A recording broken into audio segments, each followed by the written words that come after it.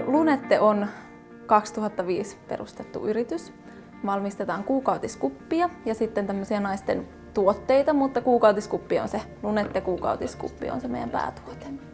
Käyttäjiä tällä hetkellä varmaankin meillä on maailmanlaajuisesti 100 000. Suuri markkina on Saksa, Espanja, Slovenia. Tällä hetkellä Australia on kovasti nouseva. Et tuolla maailmalla ympäriinsä niitä on sitten. Mutta Suomi on se toistaiseksi suurin markkina.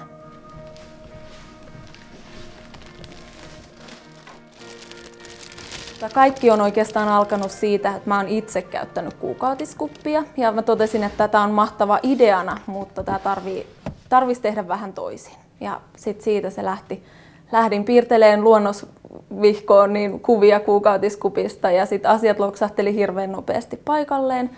Ja tässä sitä nyt sitten ollaan. Paljon sähköpostia saadaan pitkin poikin, mutta kyllä nämä perinteiset postikortit on ihania. Yeah!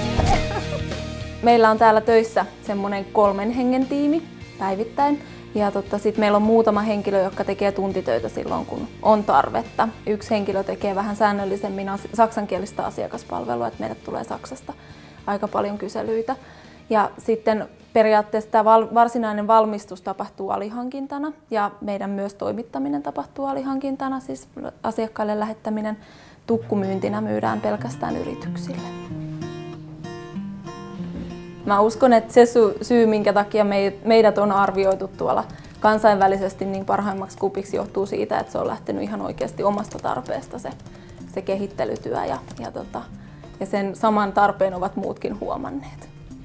Meidän lyhyen ajan tavoitteet on vallottaa USAn markkinat vaatimattomasti, mutta toki täällä Suomen markkinoita niin vahvistetaan koko aika. Ja sitten näitä, mitä meillä on jo olemassa olevia markkinoita tässä Euroopassa ja Australiassa.